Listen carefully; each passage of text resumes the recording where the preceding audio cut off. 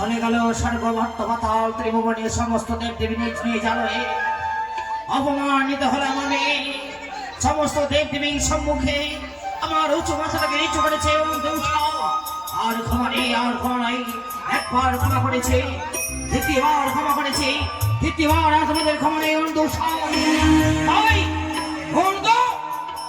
করলাম আমি অভিশাপ দ্বাদশটি বছর জন্য মর্তভূমিতে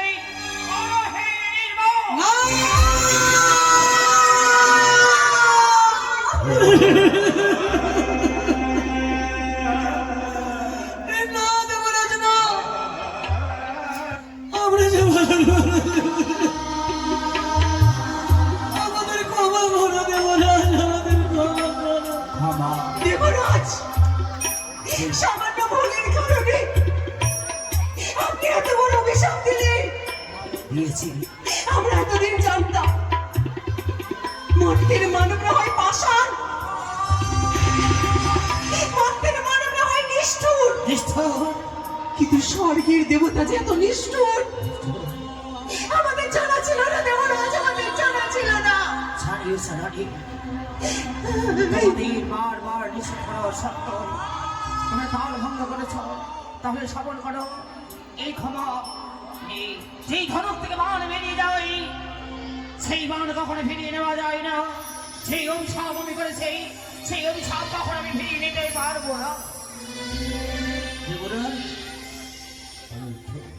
ও দেবরাজ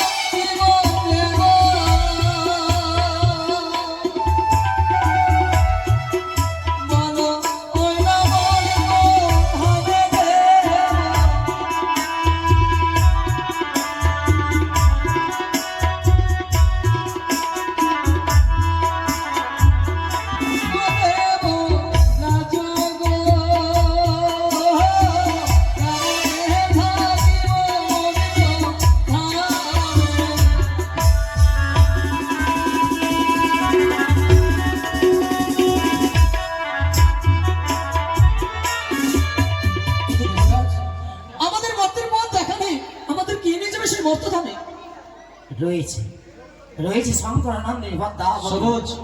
আমি নিয়ে যাবো নিরর্থ, তুমি আমি তোমার দিনে যাবো ওই মর্তে থামে। তাই হবে মা। তাহলে আপনি আপনার ষড়যন্ত্রের শিকার হয়েছে অনিরুদ্ধ। হ্যাঁ উষা, সত্যই এত বড় অন্যায় আপনি কি করলেন মনসা? কেমন করে করতে পারলেন? আমি তো আপনার কোনো ক্ষতি করিনি, তাহলে আপনি আমার এমন সর্বনাশ কেন করলেন? এমন চক্রান্ত কেন করলেন আপনি? তবে শুনতে চাও বুঝো, আমি যে পুজোর জন্য লালায়িত ওই চন্দ্রধর বনে আমায় দেবী বলে মানতে চায় না, সে আমার চরণে পুষ্প নিবেদন করতে চায় না। যদি আমি অনিরুদ্ধকে নিয়ে যাই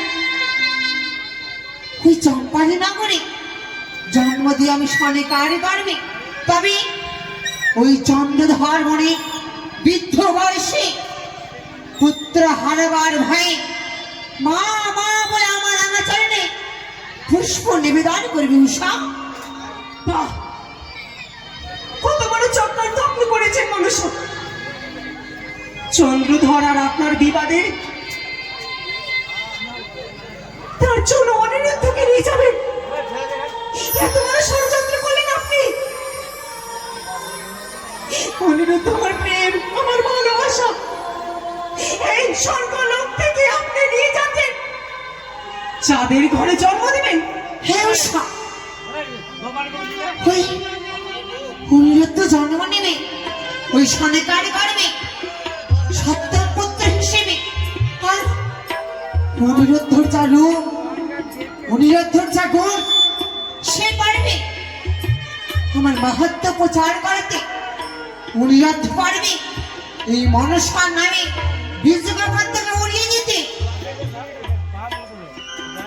আপনি কোনোদিনও দেবী হতে পারবেন না মনসা, না উষা, কোনোদিনও দেবী হতে পারবেন না। না। আপনি কি ভেবেছেন অনিরুদ্ধ রূপে গুণে বৈশিষ্ট্য হয়ে যদি মর্তলোকে চাঁদের ঘরে জন্মায়, চন্দ্রধর বলি পুত্র হারাবার ভয়ে আপনার সামনে নত স্বীকার করবে? হ্যাঁ উষা, তা